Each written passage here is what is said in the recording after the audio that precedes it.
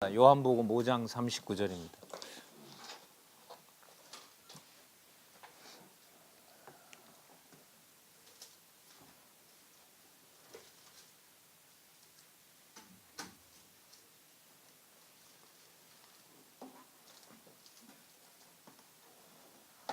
요한복음 5장 39절 제가 읽겠습니다.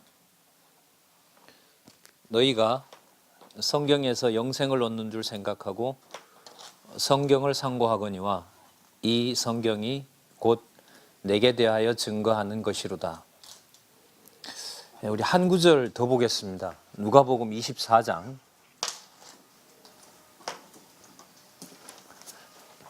누가복음 24장 44절 보겠습니다.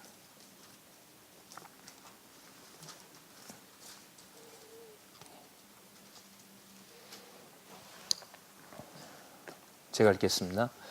또 이르시되 내가 너희와 함께 있을 때에 너희에게 말한 바 곧 모세의 율법과 선지자의 글과 시편에 나를 가리켜 기록된 모든 것이 이루어져야 하리라 한 말이 이것이라 하시고 이에 저희 마음을 열어 성경을 깨닫게 하시고 또 이르시되 이같이 그리스도가 고난을 받고 제3일에 죽은 자 가운데서 살아날 것과 또 그의 이름으로 죄사함을 얻게 하는 회개가 예루살렘으로부터 시작하여 모든 족속에게 전파될 것이 기록되었으니 너희는 이 모든 일의 증인이라. 볼지어다 내가 내 아버지의 약속하신 것을 너희에게 보내리니 너희는 위로부터 능력을 입히올 때까지 이 성에 유하라 하시니라. 반갑습니다, 목사님들. 오늘 저희들 두 번째 우리 용인에서 세빛 요한의 집에서 두 번째 뵙게 됐습니다. 지금 읽었던 본문 말씀을 좀 간단하게 설명을 드리고 오늘 첫 시간 전체 창세기부터 계시록까지에 대한 큰 그림을 이 본문에 근거해서 말씀을 드리도록 그렇게 하겠습니다. 아시는 것처럼 그 성경 신학은 성경 본문에 기초를 둡니다. 그러니까 무엇이 성경적인가 이것은 굉장히 중요한 전제이고요. 그런데 성경의 근거를 두되 그 성경에서 말하는 것이 전체적으로 무엇인지를 관심을 갖습니다. 그럼 이제 어떤 부담이 생기냐면 제가 요한복음 5장 39절을 부분적으로 읽었습니다마는 요한복음 전체라는 그 맥락에서 이 구절이 이해해야 된다는 거죠. 그 다음에 누가복음 마지막 장이죠. 24장 아까 44절부터 49절까지 읽었는데요. 마찬가지로 누가복음 전체에 나타난 주제 더 연결을 시키면요. 누가복음과 요한복음에 나타난 모든 것을 통합하는 또 주제가 무엇이냐 이렇게 점점 올라갑니다. 그 창세기서부터 계시록까지 다 헤아려 보지는 않았습니다만은 수천 가지의 적어도 한 3천 가지 이상의 사건들이 나타납니다. 인물도 다르고요, 장소도 다르고 그 사건도 다릅니다. 시간도 다르고요. 근데 그 모든 것들이 성경이 하나님의 말씀이라는 뜻은 모든 것이 하나님 살아계신 증거이고 하나님 살아계신 흔적이어야 됩니다. 그러니까 사역이라는 것이 무엇인가 일을 하신 결과인 거죠. 저희들 이렇게 모인 일은 성령께서 저희들에게 약속하셨던 대로 성령께서 오셔서 목사님들과 이렇게 코이노니아 진리 안에서 교제할 수 있도록 허락된 자리가 바로 오늘이라고 생각합니다. 자, 그런데 저희 지금 누가복음하고요, 누가복음 24장 44절부터 49절, 요한복음 5장 39절에 나타난 내용을 한번 공통점을 한번 뽑아보도록 하겠습니다. 아까 먼저 읽었던 요한복음은 예수님께서 구약을 자신의 관한 예언이라고 말씀하신 내용이 나타나 있죠. 내용은 바로 영원한 생명이고요. 예수님께서 이제 이 바리새인들을 책망하는 맥락인데요. 너희들 구약 읽는다. 이때 구약은 성경 읽는다 그랬죠. 이건 구약입니다. 그죠? 근데 구약은 영원한 생명이 있다고 읽는데 그 성경이 곧 자신에 대해서 증거한다는 거죠. 이걸 누가복음에서 좀 더 풀어놨다고 보시면 됩니다. 그럼 그 구약 성경이 무엇이냐 하면 아까 44절에 보시면 한번 같이 따라가 볼까요, 목사님? 모세의 율법과 선지자의 글과 그다음 시편에 나를 가리켜 기록된 모든 것이 이루어져야 하리라. 여기 나타나 있는 내용을 보면 모세의 율법, 모세 오경이라고 하죠. 그다음에 선지자의 글, 그다음에 시편. 요 순서가 유대인들이 지금 보고 있는 성경 순서죠. 저희들 순서하고는 좀 다릅니다. 우리는 그 시가서가 먼저 나오고요. 이렇게 되는데 예수님께서 지금 말씀하신 이 성경은 문헌으로 보면 유대인들이 보는 성경을 따라서 말씀하시는 것 같습니다. 자, 어쨌든요. 그렇게 말씀하시고 45절에 보시면 저희 마음을 열어 성경을 깨닫게 하시죠. 그러니까 예수님께서 승천하시기 전 제일 마지막 사역은 뭐냐면 구약 성경에 나타난 모든 내용을 가지고 당신에 관한 이야기로 성취됐다는 말씀을 하신 겁니다. 46절에 보시면 그리스도가 고난을 받고, 자, 고난 받는 거요. 그 다음에 제3일에 부활하실 것, 죽은 자 가운데서 살아나실 것. 그 다음요, 47절. 예수님의 이름으로, 예수 그리스도의 이름으로 죄사함을 얻게 하는 회개가 예루살렘으로부터 시작하여 모든 족속에게 전파될 것도 뭐 되어 있다? 기록되어 있다는 겁니다. 그러면 우리가 이 내용을 아시는 대로 사도행전 1장 8절과 연관을 시키면 오직 성령이 너희에게 임하시면 너희가 권능을 받고 예루살렘과 온 유대와 사마리아와 땅끝까지 내 증인이 되리라 하신 말씀의 근거는 거기에서 비롯하는 것이 아니라 누가복음에 있는 이 예수님의 말씀으로 보면 바로 구약에 이미 약속되어 있는 거죠. 자, 이런 내용들이 이제 우리 목사님들이 연구해야 될 내용이고요. 그걸 성경신학 총서 20권을 통해서 저자는 하나님 존재 증명이라는 확실한 그 목적을 가지고 보여주고 있습니다. 자, 그 다음에 48장에 보시면 너희는 이 모든 일의 증인이라고 약속해 주시고요. 49절에 내 아버지의 약속하신 것을 너희에게 보내리니 이게 뭐냐면 성령이죠. 네. 그러니까 이제 이게 뭐 같은 기자인 누가복음과 사도행전을 뭐 누가가 썼다. 뭐 거기에 매일 필요는 없습니다만은 바로 연결이 되는 부분이죠.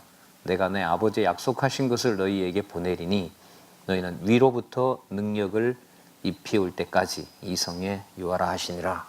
자, 이렇게 예수님께서 마지막 그 승천하시면서 하신 말씀은 구약의 모든 내용이 당신에게 이루어진 내용이다. 예수님의 성경관이죠. 그리고 성령께서 오셔서 이제 구약의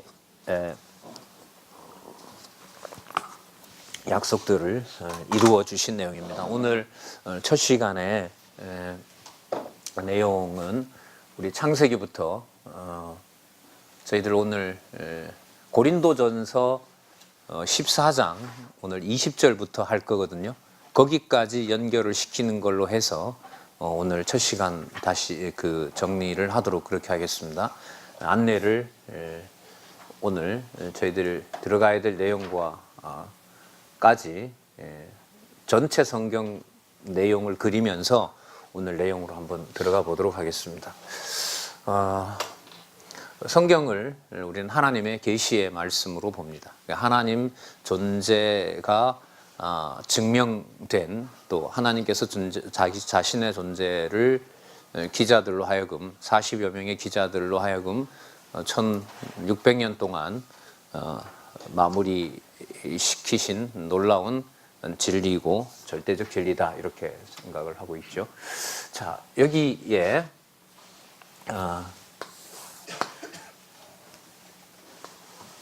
이게 창세전입니다. 창세전 하나님께서는 만물을 지으셨죠. 창세전에 계신 여호와 하나님께서, 계시된 하나님이 여호와 하나님이시고요. 아까 우리 요한복음 5장 39절을 읽었는데 요한복음 5장 39절에 들어있는 요한복음에는 1장 1절에 태초에 이렇게 되죠. 태초에 여기죠. 태초에 말씀이 계시니라 이렇게 이 개념으로 시작하도록 하겠습니다. 아시는 이게 바로 로고스입니다. 굉장히 많은 번역이죠. 이 로고스 번역이 적어도 이게 한 50가지 넘을 겁니다. 이 헬라어 로고스를 굉장히 이제 많이들 번역하는데요. 그만큼 의미가 많다는 것은 좀 긍정적으로 말씀을 좀 드리면은 이 의미에 담겨 있는 뜻이 그만큼 풍부하다는 거죠. 그럼 그 정답이 뭐냐라고 했을 때 우리는 성경에서 그 답을 찾는 거죠. 헬라어로 신약 성경이 기록됐기 때문에 헬라어 중에 가장 빈도수가 높고 많은 그 의미를 담고 있는 로고스의 정체가 헬라의 당시에 공용어였던 헬라어를 통해서 바로 예수 그리스도를 소개하는 걸로 헬라어가 쓰이는 거죠. 자, 창세전에 하나님께서 모든 것을 계획하셨습니다. 그리고 작정하셨고요, 예정하셨고요, 당신의 모든 의도들을 여기서 정하셨습니다.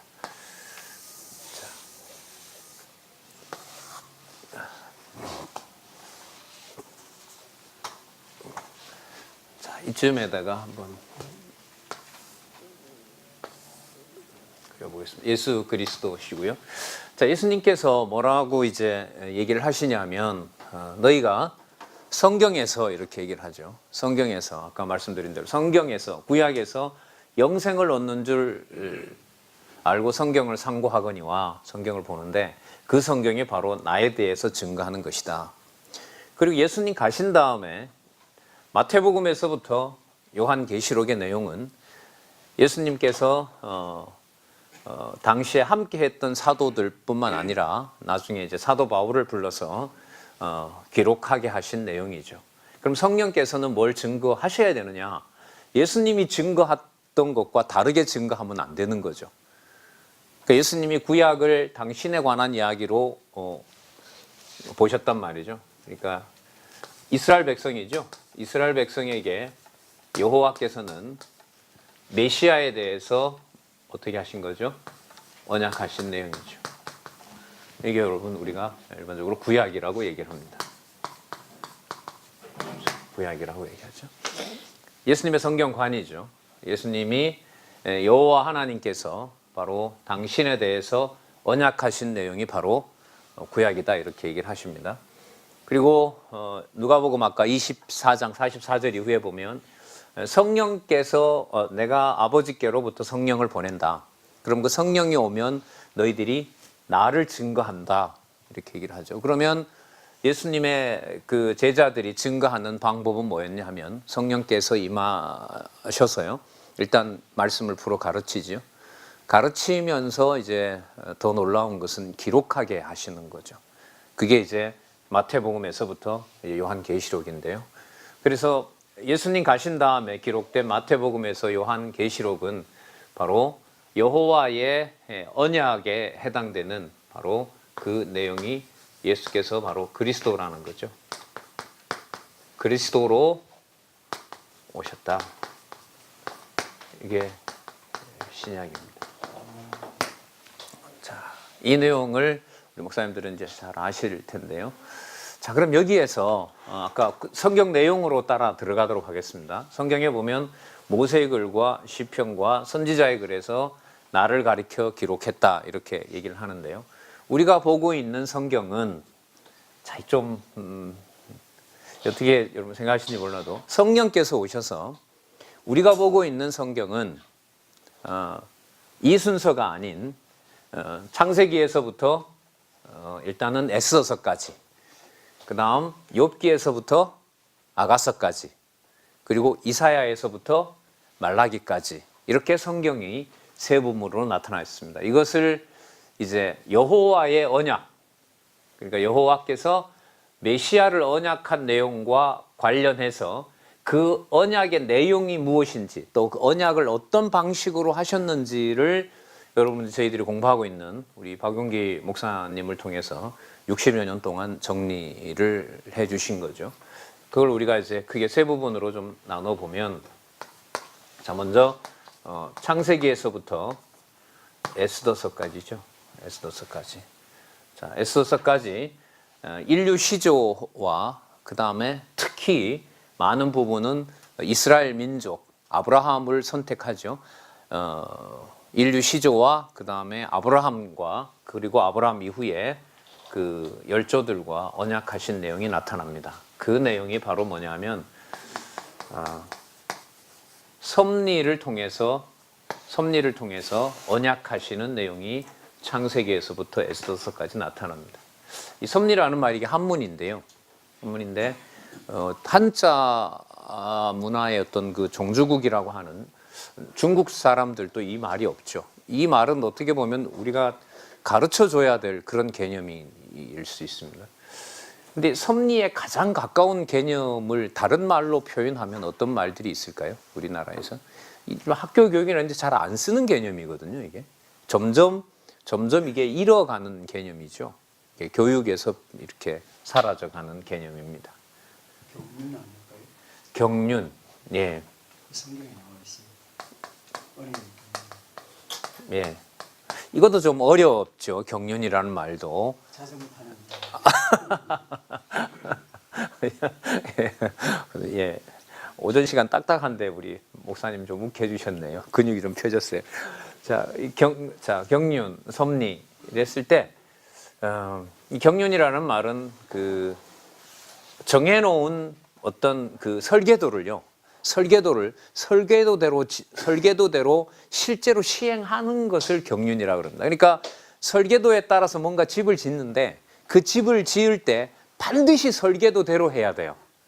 그럼 이 말은 결국 뭘 의미하냐면 반드시 드러나는 일에 뭐가 있다는 거죠? 전제가 있다는 거죠. 이게 경륜이라고 저는 이해를 합니다. 그럼 섭리라는 말은 어디에 가깝냐면요.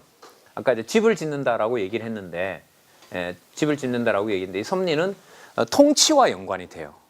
통치와 연관이 됩니다. 그러니까 이게 예를 들면 우리가 일반적으로 신의 섭리다 이렇게 했을 때는 이 모든 것들이 하나님께서 계획하신 것이 이루어졌다 이런 뜻이거든요. 자, 그러면 섭리를 통해서 메시아를 언약한다는 말은 이게 뭐와 연관이 되냐면 통치와 연관이 되거든요. 통치, 우리로 말하면 다스림 이와 연관이 됩니다. 다스림 이랬을 때 우리는 금방 이제 떠오르는 것이 이제 국가 이렇게 되는 거죠. 그러면 창세기에서부터 에스더를 설명하는 가장 중요한 개념이 섭리다는 말은 뭐냐 하면 그 핵심이 뭘 의미한다? 통치가 나타난다는 거예요. 통치가. 그 다음에 통치라는 말은 우리말로 이제 다스림인 거고요. 그걸 우리로 말하면 이제 국가라 이렇게 얘기를 하죠. 그럼 국가를 국가되게 하는 가장 중요한 요소가 뭐냐면 국민, 그 다음 국토, 그 다음 주권 이렇게 되죠. 주권은 우리 통치권이죠. 통치권입니다. 이걸 우리 창세기 1장 28절에 근거해서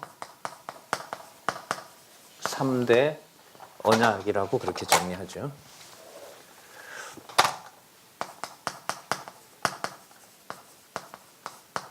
자, 이 많은 핵심 개념들이 벌써 이제 다 등장했는데 창세기 1장 28절에서부터 창세기부터 에스더서까지 내용들은 섭리를 통해서, 다시 말해서 통치를 통해서, 국가를 통해서. 그럼 국가는 어느 국가냐? 바로 이스라엘이라는 국가죠. 이스라엘이라는 국가를 통해서 이스라엘의 국민과 국토와 주권을, 섭리라는 말은 여러분 통치입니다. 누가 통치하시느냐? 여호와께서 통치하시는 거죠. 그러니까 우리가 이해할 때 섭리라는 말은 어떻게 보면 이게 절대적 통치와 연관이 돼요. 그러니까 여호와께서 국민과 국토와 주권을 여호와께서 그야말로 섭리해 가신다, 지배해 가신다, 이끌어 가신다, 이런 말이 바로 이 섭리라는 말씀에, 이 말의 개념에 담겨 있다고 할 수가 있겠죠. 자, 우리 같이 한번 이렇게 그림을 한번 그려보면은요, 이 섭리를 통한 언약의 내용이 크게 네 부분으로 되어 있죠.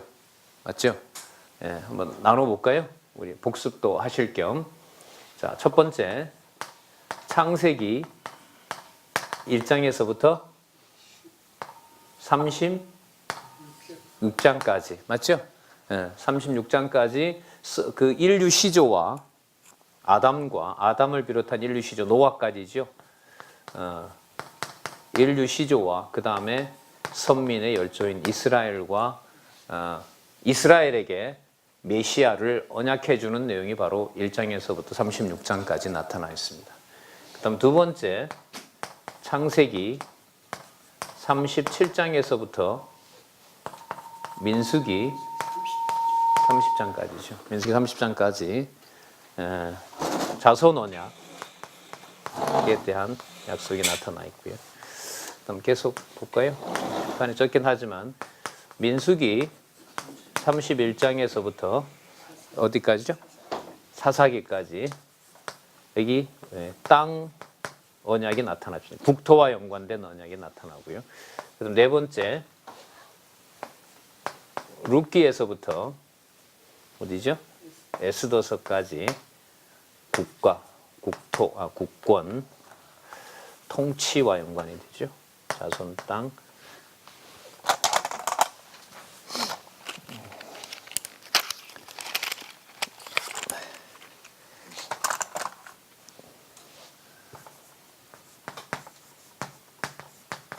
통치와 연관된 내용이 여기 나타납니다. 그리고 주로 왕의 통치와 연관이 되죠. 자, 이 에스더서까지 나타난 이 큰 덩치 있잖아요. 인류 시조와 선민의 열조와 언약하신 내용. 그 언약의 내용이 뭐냐면 자손, 땅, 통치인 거죠. 이 내용들을 여호와께서 창세전에 근거한 대로 여호와께서 성취해 나가시는 내용이 바로 뭐냐면 구약 전체라고 할 수가 있습니다. 자, 그 다음에요. 짧게 말씀을 드리면 여기 욥기에서부터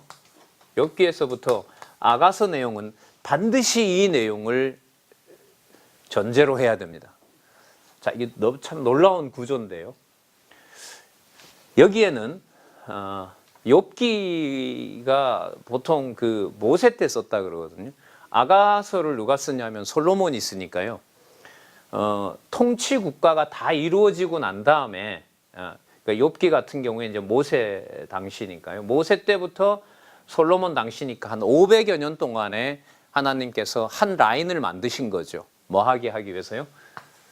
이른바 시가서라고 하는 시가의 방식으로 찬양 내용을 하나님께서 기록을 하도록 하신 거죠. 대부분 보면 아가서는 솔로몬이 기록하도록 했고요. 아가서 앞에 뭐가 전도서 있죠. 그 다음에 잠언이 있잖아요. 보통 그 솔로몬이 기록하도록 했죠. 그러니까 솔로몬은 어디에 해당되냐 하면 그 통치 국가를 받고 그 통치 국가를 통해서 드러나는 바로 여호와의 언약, 누구를 보내실? 메시아를 보내실 것에 대한 언약의 내용들이 나타납니다. 자, 이 내용들이 이 찬양에 대한 내용들을 통해서 바로 메시아를 언약하는 내용인데요. 자, 여기서 이제 개념이 이거예요. 이 찬양이라는 개념을 어떻게 이해해야 되느냐? 그러니까 어느 부분에 꼭 그 뭐 시편처럼 다윗이 시를 짓는 그때만 이게 찬양이냐? 예. 여기서 일단 이 개념이 빗나가면 안 되죠. 이 전체와 연관이 됩니다.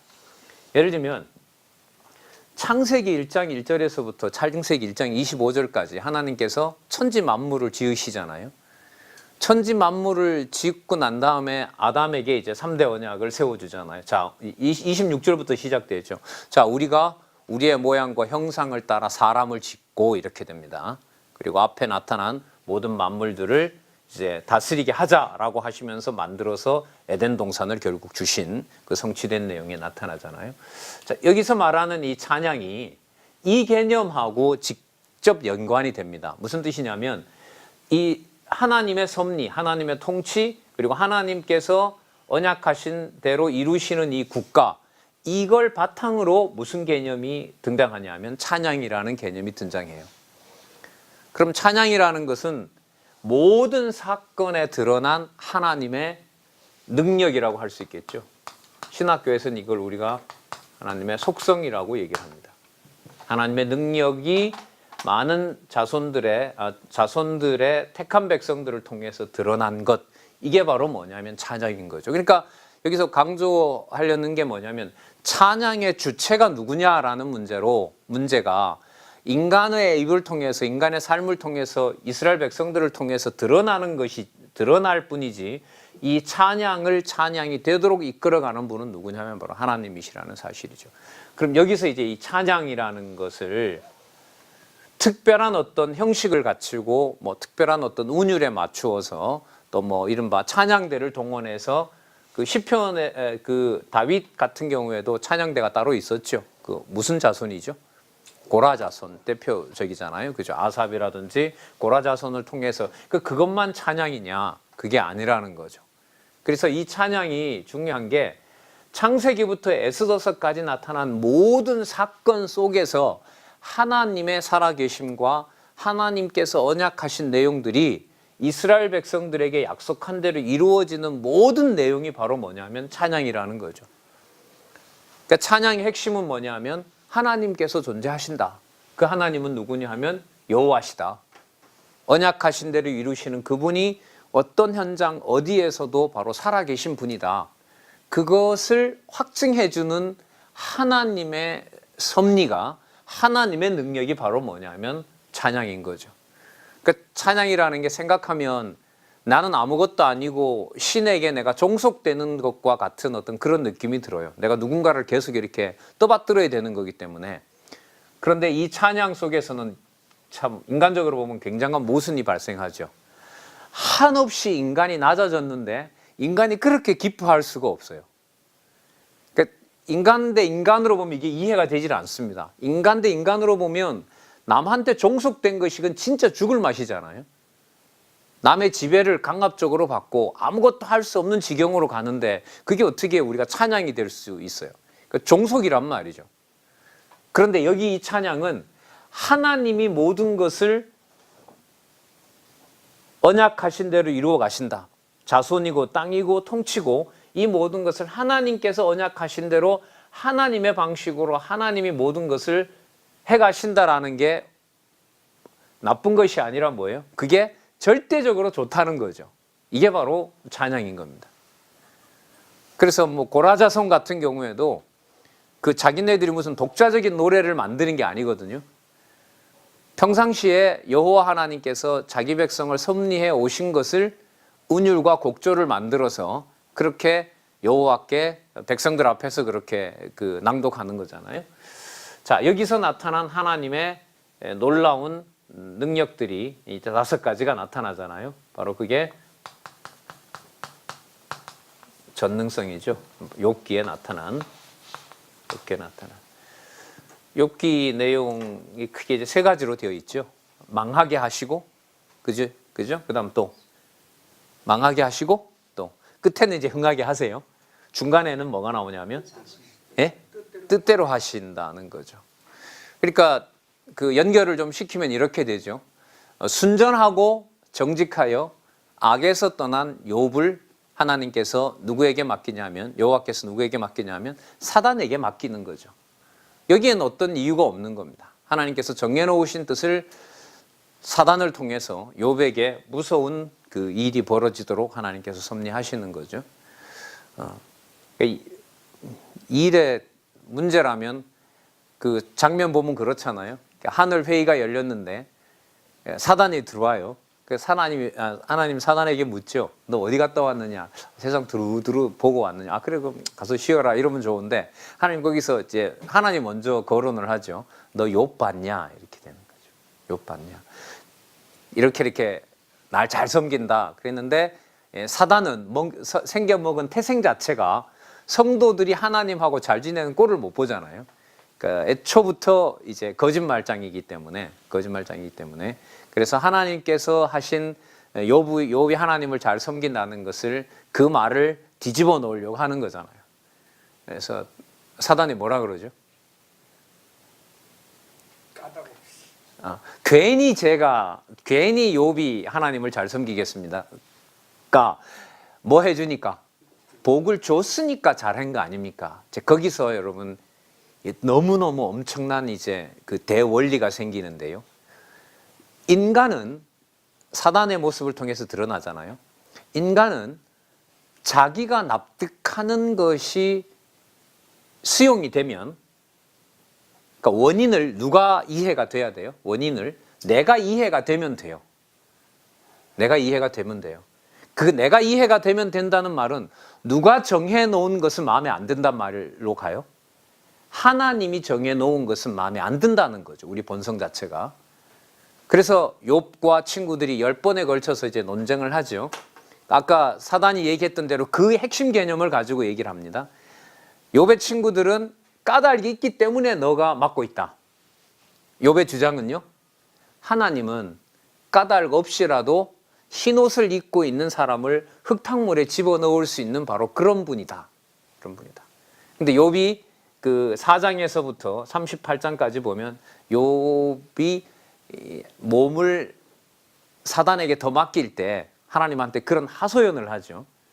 하나님, 친구들하고 변론할 때는 입술로는 범죄하지 않습니다. 어떤 범죄를 하지 않냐면 하나님은 모든 것을 정하신 대로 하시는 분입니다. 그게 아까 뜻대로 하시는 하나님이잖아요. 뜻대로 하시는 여호와신데 입술로는 범죄하지 않는데 친구들과의 논쟁이 끝나면 욥의 입에서 사단에게 더 맡겨버리는 거죠. 하나님, 왜 저 같은 자를 이렇게 괴롭히셔야 됩니까? 이렇게 반문을 합니다. 근데 아까 친구들과의 대답 속에서는 이미 대답을 자기가 해버렸어요. 모든 것을 누가 정해놓은 대로 하신다? 하나님이 정해놓은 대로 하신다는 건데 몸을 하나님이 사단에게 더 맡겨요.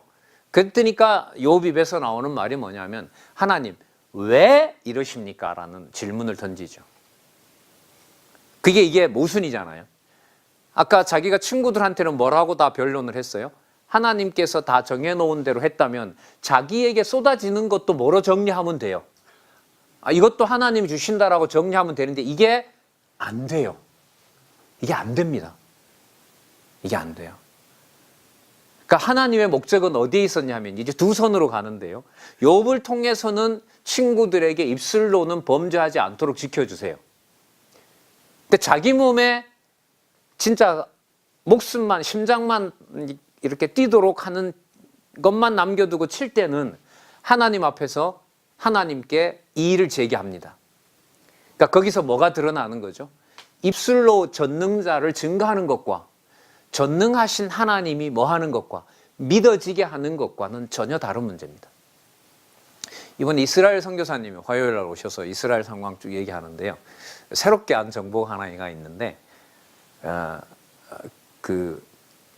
이스라엘 사람들이 군대 갈 때요.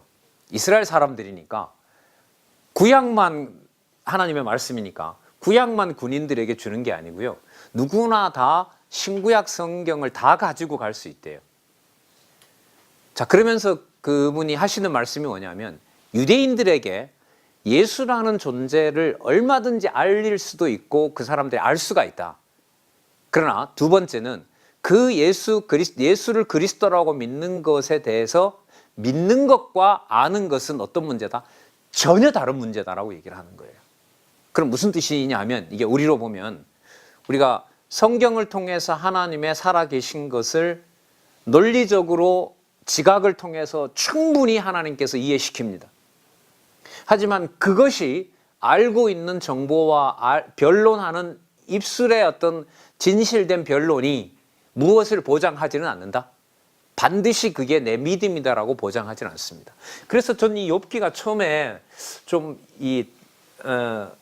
참 납득이 잘 안 되더라고요. 그러니까 욥기는 어떻게 읽으면 이 전능성이라는 말은 이해가 되냐면요. 1장, 2장, 3장을 읽고요. 4장에서부터 한번 그래 읽어보세요. 그래도 전능성이 드러나요. 1장, 2장, 3장을 읽고요. 4장에서부터 37장까지를 빼고요. 38장에서부터 42장까지를 읽어도 전능성을 이해하는 데는 전혀 문제가 없습니다. 그럼 중간에 42장까지 나타난 전체 분량 중에 4장에서부터 37장까지 그 많은 내용들은 뭐냐? 거기서 하나님께서는 욥을 진짜 뜻대로 섭리를 해 가시는 거예요.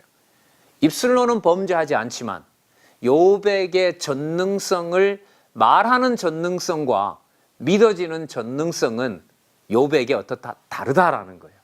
다르다라는 거죠. 자, 이 전능성 다음에 여러분들 뭐가 나타나냐면 하나님의 신실성이 드러납니다. 이게 이제 시편이죠. 우리 목사님들 만날 때마다 이제 이 시편 내용들에 대해서 진짜 이게 어마어마한 내용이잖아요. 분량이 많잖아요. 150편의 내용을 하나의 주제로 신실성이다 이렇게 모으는 일은 이건 진짜 쉬운 일이 아니거든요. 이건 무슨 제가 강요할 성질도 아니고요. 단지 소개할 뿐이고요. 확인은 150편 전체에 걸쳐서 이게 여호와의 신실성이다. 신실성이 뭐냐면 약속한 대로 이루어 주신다는 거거든요. 근데 이 구조도 재밌어요. 신실성의 이 내용도 보면 1편과 2편을 읽고요.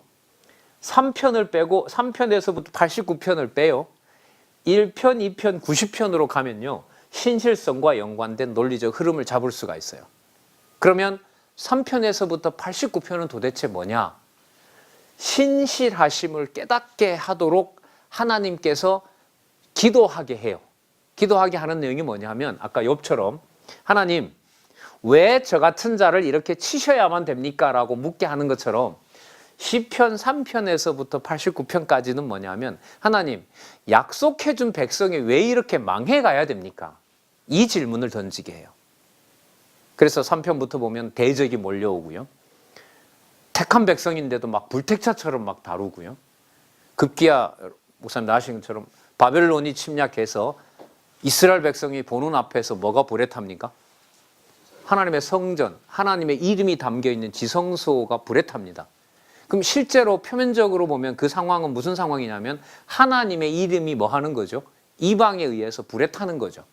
거기서 뭘 생각을 할 수가 있다? 신실성을 도저히 불가능합니다. 그러면 무슨 기도가 나올 수밖에 없어요? 그럼 하나님 도대체 어디에 계십니까? 이거죠. 이걸 연결을 시키면 또 이렇게 돼요. 하나님께서 전능하신 능력을 사단을 치는 데만 쓰면 좋은데 이 전능성을 누구를 치신다는 거예요? 언약자손, 복 있는 사람인 언약자손을 치신다는 거예요. 이 전능성을. 그러니까 이건 다분히 우리가 생각할 때는 불택자들만 과정적으로 보면 택하지 않은 백성만 하나님의 전능성을 쓰시면 좋은데 하나님의 무서운 심판의 능력을 표면적으로 볼 때요. 표면적으로 볼 때 자기 백성들에게도 모질게 섭리하신다는 거죠. 자, 그 다음에요. 그러면 이러한 하나님의 능력을 언제, 누구에게, 어떻게 쓰시느냐라는 것을 뭐라고 부르냐 하면 이걸 주권성이라 그럽니다. 이게 여러분 잠언이죠. 잠언의 특징은 그렇고 그런 얘기들이 처음서부터 31장까지, 32장까지죠. 쭉 반복되는 것 같아요.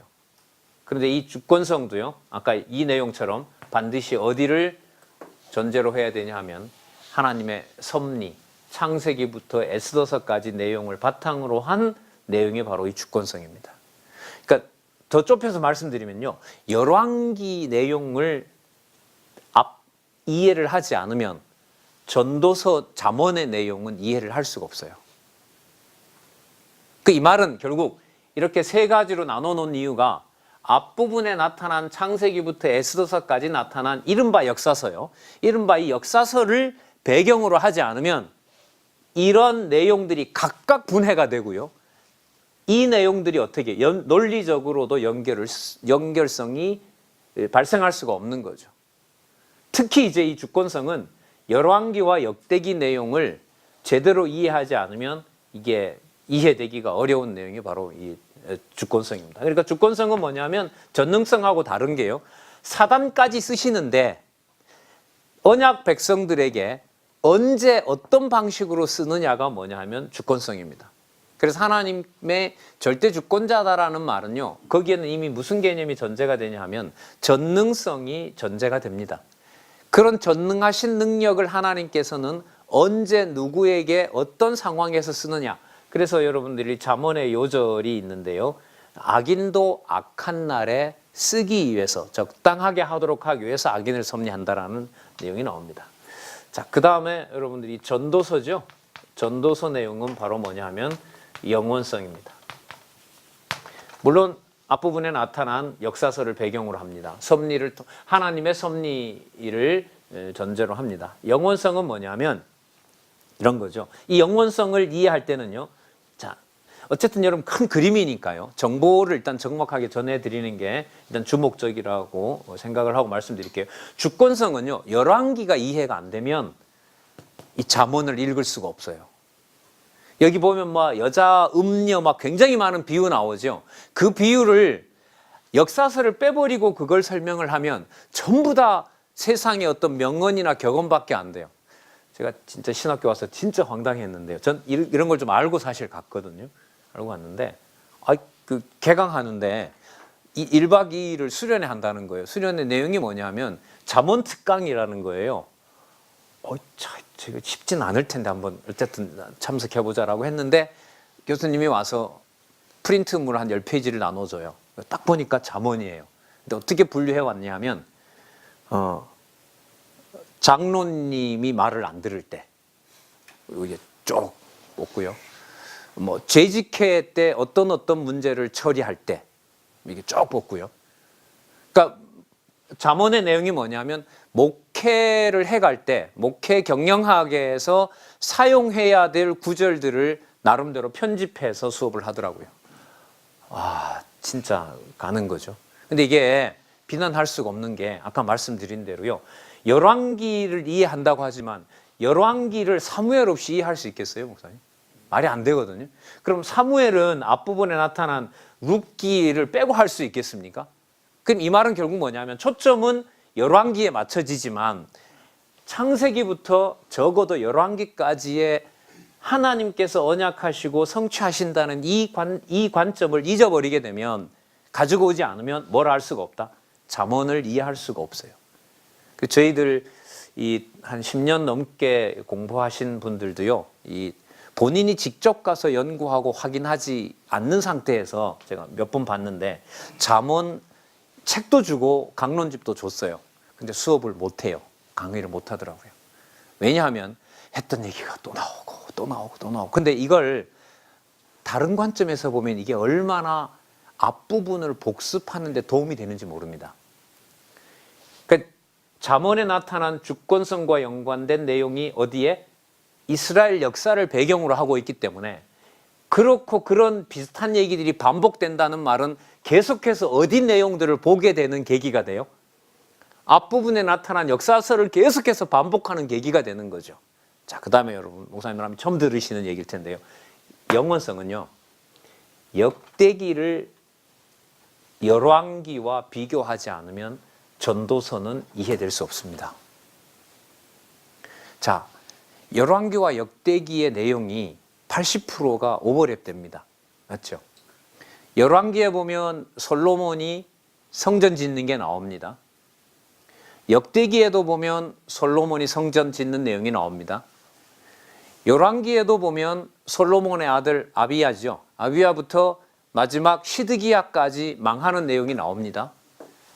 역대기에도 보면 다윗부터 솔로몬은 물론 나오죠. 다윗부터 시작해서 시드기야까지 망한 내용이 나타납니다. 내용으로 보면 거의 똑같은 내용입니다. 근데 중요한 사실이 하나 있는데요. 이건 이제 본문을 이해하시는데 이제 우리 목사님들 도움이 되도록 말씀드릴게요. 솔로몬이 성전을 짓는 사건이 솔로몬이 타락하는 과정으로 기록하고 있는 것이 열왕기입니다. 이거는 다릴 방법이 없죠. 지금 본문을 제가 드린 말씀이 맞는지 아닌지를 확인해 가는 방법밖에 없어요. 그 다음에 역대기는 솔로몬이 성전을 짓는 사건이 하나님 여호와를 찬양하고 하나님께 받은 약속이 확증됐다는 맥락에서 역대기는 기록을 하고 있습니다.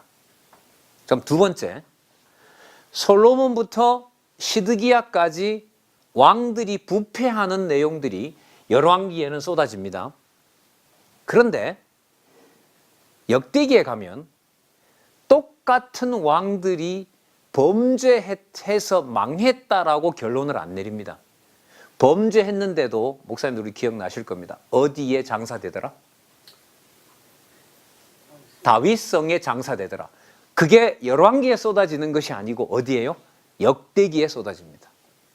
그러니까 동일한 사건에 대해서 제가 이걸 설명드리려고 하는 거죠. 영원성이 뭐냐면요. 눈으로 볼 때 솔로몬이 하는 현상은 범죄입니다. 이방 여인, 이방의 그 신전들을 세우고 하는 것들이. 그러나 뭐로 보면 그 범죄 이전에 여호와 하나님께서는 이스라엘 열조에게 이미 무엇을 해주기로 하셨어요?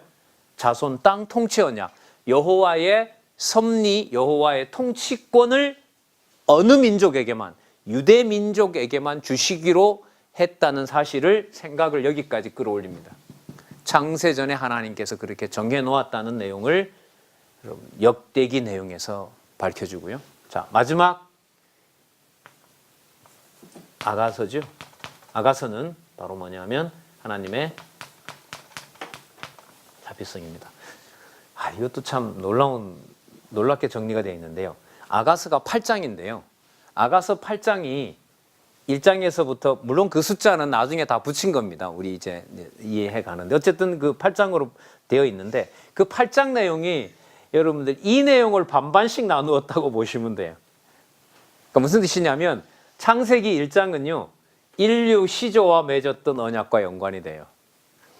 그리고 2장, 3장, 4장은 이스라엘 백성들이 2장, 3장, 4장, 5장, 6장까지 내용은 뭐와 연관되냐 하면 룻기, 사무엘 상하, 열왕기 상하까지 내용이 바탕을 두고 있어요.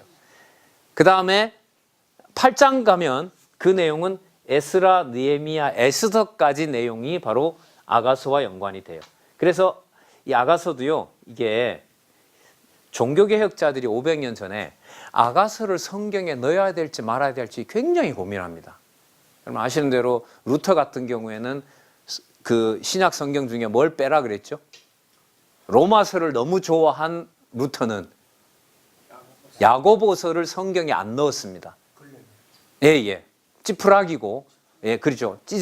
그냥 확 태워버려야 될 그런 값어치가 없는 거라고 했는데 그중 또 하나가 뭐냐면요. 아가서, 이게 에스더서도 있는데 에스더서와 아가서를 정경에 넣어야 되는지 말아야 되는지를 너무너무 고민합니다. 신학자들이. 왜냐면 아가서 읽어보면 무슨 하나님 여호와 이런 게 안 나오거든요. 두 남녀의 솔로몬과 술람미의 노래인데 그러니까 제가 드리고 싶은 말씀이 뭐냐면 여기 나타난 욥기에서부터 아가서의 어떤 내용이라도 어디 내용을 바탕으로 하지 않으면 안 된다. 창세기부터 에스더서까지 내용을 바탕으로 한다. 자, 그러면 여기서 하나님께서 보내실 메시아가 오셔서 자손 땅 통치국가, 하늘나라라 그러죠. 하늘나라를 이루실 내용에 대한 언약이 되고요.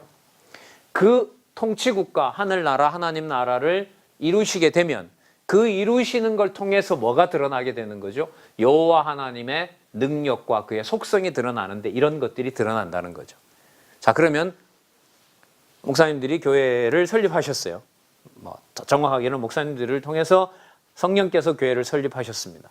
거기에 드러나는 하나님의 분명한 살아계신 증거는 구체적으로 말씀드리면 이런 것들이 드러납니다. 하나님이 전능하시다. 하나님만 의지하신다.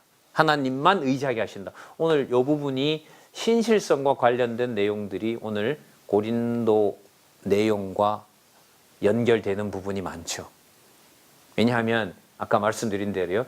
시편 3편에서부터 제가 이렇게 좀 말씀드리는 건 요한계시록까지 이 그림이 어느 한 부분도 다른 앞뒤 부분하고 뭐가 되질 않는다? 떨어지지 않는다.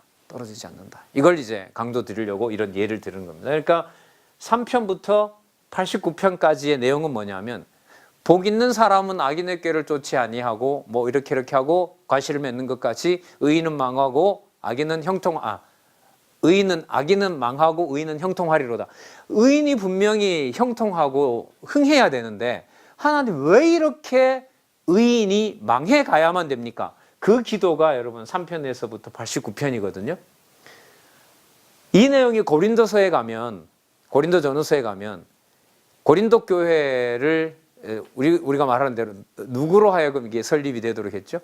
바울 아니에요. 그죠? 1년 6개월 동안 훌륭한 선생들을 모셔다가 그 진짜 아가야 반도에다가 우리로 말하면 신학 교육의 총력을 집중시키는 거 아니에요? 그런데 그 성도들이 사도 바울을 어떻게 합니까? 배신하죠. 그야말로 배신하고 배반하는데 그 배신 배반된 상황에서 하나님께서는 사도 바울의 입을 통해서 네 기준에는 안 맞지만 함부로 교회 아니라고 하지 마라. 이 교육시키는 거거든요. 거기 물론 하나님의 능력 드러나고요. 자, 영원성으로 가볼까요? 사도 바울에게 하나님께서 다른 사도에게도 보여주지 않았던, 아마 그럼 아마 목사님 아마 기억이 날 거예요. 그 예수님이 그 베드로와 요한과 누구죠? 야고보에게 뭘 보여주죠? 변화산에서 예수님의 변형을 보여주죠. 근데 그것보다가 함께 다니지도 않았던 사도 바울에게는 뭘 보여줘 버렸습니까? 상춘청 보여줬죠. 그 무슨 뜻이냐면 잘 생각해 보세요. 이 신실성과 영원성, 참 드릴 말씀 많고, 여러분 이 5가지가요. 저는 처음서부터 순서대로 공부하는 게 일단 너무 중요합니다. 성경의 편집 순서는 사람이 해놓은 게 저는 아니라고 보기 때문에요. 순서대로 공부를 하고 난 다음에는 이 5가지 속성이 창세기부터 요한계시록의 모든 사건에서 어떻게 해요? 입체적으로 이 내용들이 드러납니다. 그럼 예를 한번 들어볼게요. 고린도 교회 성도들에게는 버림받은 하나님이 신실하지 않은 것과 같은 상황으로 사도 바울을 몰아넣었어요. 근데 사도 바울에게 이상으로 보여준 내용은 이 지상에 속하지 않은 어디? 하늘에 속한 영원한 하나님 나라를 보여주는 거죠. 그러면 현실적으로 보면 그 고린도 성도들이 배신한 것처럼 보이지만 창세전 하나님의 계획하신 나라로 보면 하나님의 교회는 어떤 경우에도 어떤 상황에도 불구하고 변함이 있다 없다? 없다는, 자, 무슨 성요? 영원성. 그 영원성과 함께 뭐가 드러나게 돼요? 자비성이 드러나게 되는 거죠. 자비성이 드러나게 돼요.